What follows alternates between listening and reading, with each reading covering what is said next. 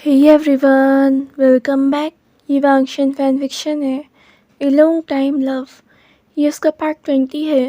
Previous part की link description में है, आप वहाँ पर चेक कर सकते हो। तो चलिए बिना देरी के शुरू करते हैं। फांगशी अब कुछ भी करने के लिए तैयार था जिससे कि वह दोबारा वींग को अपने क्लोज कर सके। लेकिन अब वांगशी थोड़ा सा टेंस था क्योंकि वींग कंपनी नहीं आया था और वांगशी सोच रहा था कि आखिर अब वह क्या करे। इधर हम लोग वींग को देखते हैं जो कि कैफ़े लाइब्रेरी में होता है। वींग किसी बुक को ढूंढ रहा था कि तभी कोई पर्सन आकर उसके कंधे पर टैप करता है। वींग मुड़ता है तो वहाँ पर यानली होती है। यानली बोलती है यहाँ। वींग बोलता है वो शिचे, मैं एक बुक ढूंढ रहा था। यानली बोलती है सीरियसली आइंग, इस लाइब्रेरी को तुम अपना घर बना लो। वींग बोलता है शिचे। यानली हंसने लगती है, मैं बस मजाक कर रही थी। वींग बोलता है शिजे, मुझे प्रोजेक्ट तैयार करना है और उससे रिलेटेड मुझे कुछ बुक चाहिए थी और मुझे कॉलेज की लाइब्रेरी और डिपार्टमेंट की लाइब्रेरी दोनों में ही नहीं मिली, तो इसलिए मैं यहाँ पर आ गया। वींग बोलता है और आप तो उस पीकॉक से मिलने आई होंगी। यानली बोलती है आइंग। वींग पार्क बनाता है, तो मैं क्या करूँ शिजे, वो है तो है। यानली वींग के कान पकड़कर खींच लेती है। आइंग, बोलना सीखो।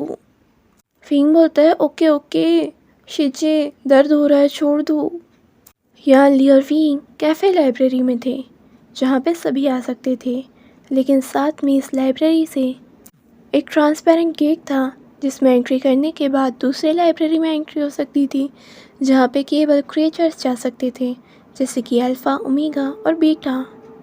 और जिनजुशियन उसी का इंचार्ज था और यानली उसी से मिलने आई थी। यानली बोलती है आइंग, मेरे पास तुम्हारे लिए एक बुक है। और यानली वींग को वह बुक देती है। वींग बोलता है शिजे, नहीं। यानली बोलती है क्या हुआ। वींग बोलता है बिल्कुल नहीं, अब मेरा किसी लव स्टोरी को पढ़ने का कोई इरादा नहीं है, मैं बोर हो चुका हूँ, मुझे नहीं पढ़नी।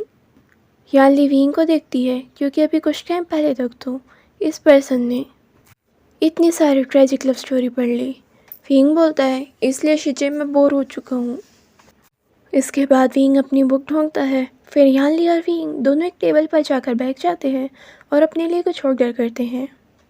इधर अब वांगशी भी आ जाता है जो कि पहले कॉलेज गया था और वहाँ पर वींग नहीं मिला तो यहाँ पर आ गया। वांगशी देखता है कि वींग किसी लड़की के साथ बैठा है और दोनों आपस में जिस तरह से बातें कर रहे हैं उससे वह दोनों काफ़ी ज़्यादा क्लोज लग रहे हैं। ये देखकर वांगशी को बिल्कुल भी अच्छा नहीं लग रहा था क्योंकि वो टेंस था कि आखिर वींग क्या उसे अवॉइड कर रहा है या फिर कुछ बात हो गई है। लेकिन यहाँ पर वींग को किसी और के साथ देखकर वह कुछ भी इमेजिन नहीं करना चाहता कि अब वींग उसके क्लोज है या नहीं है। वांगशी इन दोनों के क्लोज जाता है। यानली वांगशी को देखती है, जी आप कौन। तभी वींग वांगशी की तरफ देखता है। मिस्टर लैन, आप यहाँ पर। और वांगशी इन दोनों को देख रहा था, एक्चुअली इन दोनों के हाथ को। और इस चीज़ को यानली भी देखती है। वींग का हाथ टेबल पर था और उस पर यानली का हाथ था जो कि सिर्फ थोड़ा सा टच हो रहा था। यानली वांगशी को देख रही थी जो कि उन्हें ऐसे देख रहा था और साथ में वींग के एक्सप्रेशन भी। यानली अब अच्छे से ही वींग का हाथ पकड़ लेती है। वींग को तो कोई फर्क नहीं पड़ता, लेकिन वह वांगशी को देख रही थी। यानली बोलते हैं आइंग, कौन है ये। वींग बोलते हैं वो शिजे ये। अब वींग को समझ नहीं आता कि आखिर वह यानली से क्या ही कहे। इसके बाद वींग बोलता है मेरे बॉस। वांगशी बोलता है तुम तो आज बिजी थे। वींग बोलता है हाँ, लेकिन पूरे टाइम वांगशी का ध्यान बस उन दोनों के हाथों पर होता है। और इसके बाद वांगशी वींग का हाथ पकड़ता है, उसे वहाँ से उठाता है और अपने साथ खींच कर ले जाने लगता है। वींग बोलता है मिस्टर लैन, क्या हुआ आपको। लेकिन वांगशी कोई आंसर नहीं करता। वींग बोलता है मिस्टर लैन, मैं कोई सामान नहीं हूँ, मुझे ऐसे खींचना बंद कीजिए। वींग की ये बात सुनकर वांगशी को वींग की प्रीवियस लाइफ की बात याद आती है जब वींग हमेशा शिकायत करता था, वांगशी मैं कोई सामान नहीं हूँ। इसके बाद वांगशी रुक जाता है और वींग को देखने लगता है और वींग भी वांगशी को देख रहा था। वींग वांगशी को गले लगा लेता है क्योंकि उसे ऐसा फील होता है कि इस वक्त वांगशी को इस चीज़ की ज़रूरत है। वांगशी भी वींग को टाइटली गले लगा लेता है। विंग उसकी कमर पर अपने हाथ को रब करता है और जब लगता है कि वांगशी अब थोड़ा शांत है तो विंग वांगशी से अलग हो जाता है। इसके बाद विंग बोलता है, वैसे आप यहाँ पर क्या कर रहे हो? अब वांगशी विंग को आंसर तो करना चाहता था लेकिन उसे समझ नहीं आता कि वह क्या करे। और इसके बाद विंग बोलता है, और आप मुझे यहाँ पर ऐसे खींच कर क्यों लाए? अब भी वांगशी कोई आंसर नहीं कर पाता कि आखिर वो क्या ही कहता कि मैं जेलस हो गया था इसलिए तुम्हें उठा लिया वहाँ से। विंग अपनी आंखें घुमाता है, चलो छोड़ो। वांगशी बोलता है, तुम नहीं आने वाले थे? विंग बोलता है, हाँ क्योंकि मुझे कुछ वर्क था, लेकिन अभी मैंने थोड़ी देर पहले मैसेज करा था कि आज मैं आ सकता हूँ। इसके बाद हम लोग देखते हैं कि विंग कंपनी में वर्क कर रहा था लेकिन वह परेशान हो रहा था और इसके पीछे रीज़न कोई और नहीं था बल्कि था वांगशी। जब विंग वर्क करने के लिए अपनी टेबल पर जाता है तो उसे टेबल पर फूल और चॉकलेट्स मिलते हैं। सब लोग विंग की तरफ देख रहे थे और विंग समझ जाता है कि ये वांगशी के काम होंगे। और अब पिछले 3 घंटे में वांगशी करीब 5 से 6 बार आ चुका है, कोई ना कोई रीज़न लेकर उसके पास। वांगशी तो किसी भी तरह विंग के क्लोज आना चाहता था। यहाँ विंग सोचता है, सीरियसली इसे हो क्या गया है? क्योंकि वांगशी के आने के बाद सब लोग वांगशी और विंग को ही देखते, क्योंकि उनके दिमाग में काफ़ी सारे क्वेश्चन थे। उन्होंने वांगशी को भी पहले कभी नहीं देखा था और अब वांगशी बार बार उनके फ्लोर पर आ जाता। और विंग को इस तरह से सेंटर ऑफ अट्रैक्शन बनना बिल्कुल पसंद नहीं। अब वांगशी फिर से आकर विंग के पास बैठता है। विंग वांगशी की तरफ मुड़ता है। विंग बोलता है, मैं काम ना करूं? वांगशी बोलता है, हाँ करूं, मैंने कब रोका है? विंग बोलता है, सीरियसली तुम थोड़ी थोड़ी देर में यहाँ आकर बैठ जाते हो और सब लोग यहाँ देखने लगते हैं, और इस तरह से मैं वर्क कैसे करूं जब मैं बार बार इंटरप्ट हो रहा हूँ? इस पर वांगशी सिर्फ अपने सर को हिलाता है लेकिन विंग को पता नहीं चल पाता कि आखिर ये सोच क्या रहा है।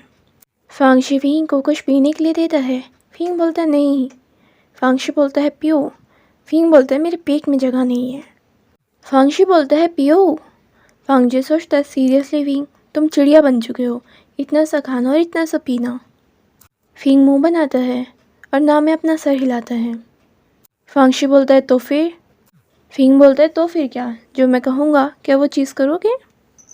वांगशी हमें सर हिलाता है और विंग मस्ती में ही बोल देता है, हाँ तो चलो आज शराब पीने चलते हैं। वांगशी कोई आंसर नहीं करता, कुछ सोचता है और फिर वहाँ से चला जाता है।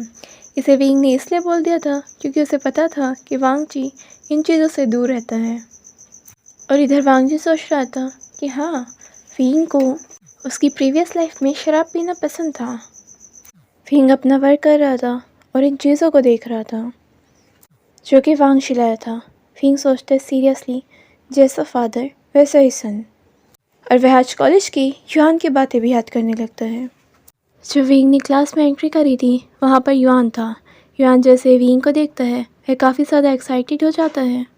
युआन विंग को देखकर मदर बुलाने ही वाला होता है, फिर वह रुक जाता है, लेकिन फिर वह एकदम से बुलाता है, शान बाबा आप मेरे पास आकर बैठिए। और सबकी नज़रें विंग की तरफ मुड़ जाती हैं और विंग युआन को घूर कर देख रहा था और युआन नर्वस होकर विंग की तरफ। इसके बाद विंग चुपचाप जाकर बैठ जाता है, लेकिन क्लास के दौरान ना तो युआन का ध्यान पढ़ाई पर था न टीचर पर। उसका सारा का सारा ध्यान विंग पर था और विंग को ये चीज़ बहुत ज़्यादा अजीब लग रही थी।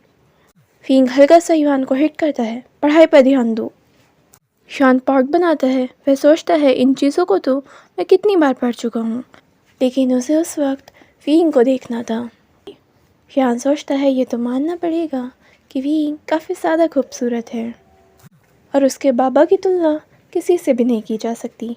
क्लास का एंड होते ही विंग जल्दी से वहाँ से भागता है क्योंकि उसे समझ नहीं आता कि युआन आखिर और क्या क्या कर देगा। आज विंग अपने फ्रेंड्स के साथ कैंटीन में भी नहीं गया था और ना ही युआन को वह लाइब्रेरी में मिला था। युआन विंग को चारों तरफ ढूंढता है कि आखिर विंग कहाँ गया। इसके बाद युआन को विंग मिलता है जो कि सीढ़ियों पर बैठकर पढ़ रहा था। विंग के हाथ में किताब थी, उसके कान में ईयरफोन्स लगे थे और विंग सीढ़ियों पर एक कोने में बैठा था जहाँ पर ज़्यादा लोग नहीं आते जाते। युआन विंग को अप्रोच करने ही वाला होता है कि तभी वहाँ पर एक पर्सन आ जाता है। वह पर्सन आकर विंग को अपना लव कन्फेस करता है। यह सुनते ही विंग एक पल के लिए हैरान हो जाता है लेकिन उसके बाद वह बड़े ही आराम से बोलता है ओके। वह पर्सन बोलता है पहले दिन से ही मुझे तुम पसंद आ गए थे। फिंग बोलता है सॉरी। वह पर्सन बोलता है हाँ, लेकिन तुम इतनी जल्दी में आंसर मत दो, तुम अपना टाइम ले सकते हो और शायद तुम्हारा आंसर चेंज हो जाए। वह पर्सन विंग को कुछ चॉकलेट्स देने लगता है। विंग मना करता है, लेकिन उसके बाद भी वह पर्सन देता है। शान जल्दी से आता है, मेरी मदर से दूर रहो। शान के चिल्लाने से विंग और उस पर्सन का दोनों का ध्यान युआन की तरफ जाता है। वह पर्सन हैरानी से बोलता है क्या? शान बोलता है मैंने कहा ना, मेरी मदर से दूर रहो। और विंग एकदम से झटके में था, उसे समझ नहीं आता वह क्या करे, और आसपास के सारे लोग भी अब उन्हें देख रहे थे। फिंग बोलता है युआन, लेकिन युआन फिंग पर कोई ध्यान नहीं देता। उस पर्सन का हाथ पकड़ता है, उसे वहाँ से खींचता है। युआन उस पर्सन से बोलता है देखो, वो रहा बाहर जाने का रास्ता, और दोबारा इनके आसपास भी दिखाई मत देना। वह पर्सन युआन को देख रहा था, जिसके एक्सप्रेशन काफ़ी ज़्यादा डार्क हो गए थे। कोई उम्मीद नहीं कर सकता था कि हमेशा शांत रहने वाला युआन इस तरह से भी हो सकता है। वह पर्सन युआन को इस तरह देखकर डर ही जाता है और जल्दी से वहाँ से चला जाता है। फिंग अपने हाथ को युआन के कंधे पर रखता है, युआन, और युआन जल्दी से विंग को गले लगा लेता है। शान बोलता है दूर रहा करो आप इन जैसे लोगों से।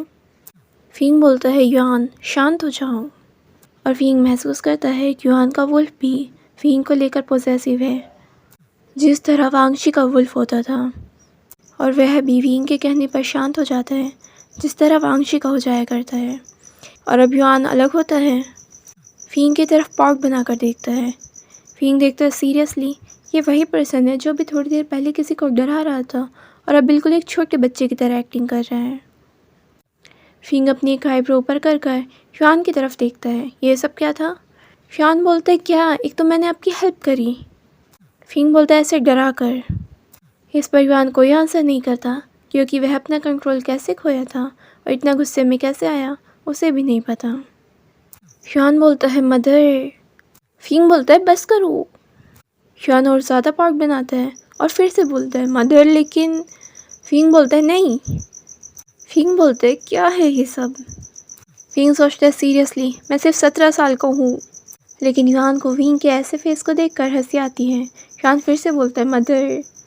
फिंग बोलता है बिल्कुल नहीं, और फिंग वहाँ से जाने लगता है और युआन फिंग का पीछा करने लगता है और फिर से फिंग को ऐसे ही बुलाता है। फिंग युआन की तरफ देखता है, सीरियसली युआन? युआन बोलता है ओके ओके बाबा, मैं अब आपको और ज़्यादा टीस नहीं करूँगा। फिंग युआन को देखता है, उसे युआन की बात पर यकीन नहीं होता। फिंग सोचता है ये पूरा शैतान है। अब फिंग जाने लगता है और युआन भी विंग के साथ चलने लगता है। तभी विंग को किसी की कॉल आती है और विंग फ़ोन पर बात करने लगता है। तभी युआन देखता है कि कुछ लड़कियां विंग को देख रही हैं। युआन सोचता है सीरियसली मुझे बाबा को किस किस से बचाना होगा। विंग सोचता है सीरियसली, क्योंकि वह कॉलेज में जहाँ भी था युआन उसी को ढूंढ लेता और यहाँ पर वांगशी थोड़ी थोड़ी देर में विंग के पास आ जाता। अब इसके बाद विंग कुछ पेपर को प्रिंट कर रहा था, तभी उसके पास एक पर्सन आ जाता है। वह विंग से पूछता है वह पर्सन कौन था? विंग सोचता है कि आखिर वह अब क्या ही आंसर करे। विंग सोचता है सीरियसली वांगशी तुम CEO हो, लेकिन तुम्हें आज तक किसी ने नहीं देखा, लेकिन थोड़ी थोड़ी देर में तुम यहाँ पर ज़रूर आ जाते हो। क्या बोलूँ, क्या हो तुम? विंग बोलता है वो एक्चुअली। तभी विंग को किसी की कॉल आ जाती है। विंग कॉल को उठाता है और वहाँ से साइड में हो जाता है। विंग सोचता है बच गया। अब विंग के घर जाने का टाइम हो जाता है। विंग अपने सामान को पैक करता है, वह बाहर निकलता है और जाने ही वाला होता है कि तभी कोई उसका हाथ पकड़ लेता है। विंग एकदम से गुस्से में मुड़ता है, लेकिन वह देखता है कि वह कोई और नहीं बल्कि वांगशी है। विंग बोलता है मिस्टर लैन। वांगशी बोलता है लानसान। विंग बोलता है हाँ। वांगशी बोलता है लानसान कहो। इस पर विंग हाँ में सर हिलाता है, लेकिन उसे समझ नहीं आता कि आखिर वह कैसे कहे, क्योंकि उसे ऐसे बोलते हुए काफ़ी ज़्यादा अजीब लग रहा था। लेकिन वांगशी फिर से उसे बोलने के लिए बोलता है। इसके बाद विंग किसी तरह बोल देता है लानसान। यह सुनकर वांगशी को भी अच्छा लगता है और वांगशी विंग का हाथ पकड़कर फिर से खींचकर अपनी कार की तरफ ले जाता है। विंग सोचता है सीरियसली यार, पहले इसे याद दिलाओ कि मैं कोई सामान नहीं हूँ। फ़िंग बोलता है लांजान, मैं जा सकता हूँ खुद। लेकिन वांगशी फ़िंग को घूर कर देखता है और फ़िंग के आगे कुछ कहने की हिम्मत नहीं होती। और फ़िंग चुपचाप वांगची के साथ बैठ जाता है और वो दोनों एक जगह पर जाते हैं। फ़िंग देखता है कि वांगची उसे क्लब ले आया। फ़िंग वांगची को देख रहा था। वांगची बोलता है, तुमने ही तो बोला। फ़िंग सोचता है, और तुमने इस बात को सीरियसली ले लिया। दोनों क्लब में एंट्री करते हैं। वांगची इन चीज़ों से दूर रहता है। फ़िंग को इन चीज़ों से कोई प्रॉब्लम नहीं है, लेकिन उसकी टॉलरेंस बहुत ही ज़्यादा लो है। प्रीवियस लाइफ में फ़िंग चाहे जितनी पी लेता हो, लेकिन अब वह थोड़ी सी पीकर ही आराम से ड्रंक हो सकता है। वांगची और फ़िंग दोनों ही एक रूम में जाते हैं। फ़िंग बोलता है, क्या आपकी जान पहचान है यहाँ, जो हमें इतनी आसानी से एंट्री मिल गई? वांगची हमें सर हिलाता है। दोनों के लिए ड्रिंक आती है। वांगची ड्रिंक नहीं करता। फ़िंग सोचता है वह क्या करे, लेकिन इसके बाद फ़िंग सोचता है, अब मैं कोई बच्चा थोड़ी ना हूँ, और वैसे भी मैं एक अल्फ़ा हूँ। और वह ड्रिंक कर लेता है। तो फ्रेंड्स, आज के लिए बस इतना ही। अगर आपको ये पार्ट पसंद आया है तो प्लीज़ वीडियो को लाइक कर दीजिए, और चैनल नहीं किया सब्सक्राइब तो प्लीज़ कर दीजिए। Thank you.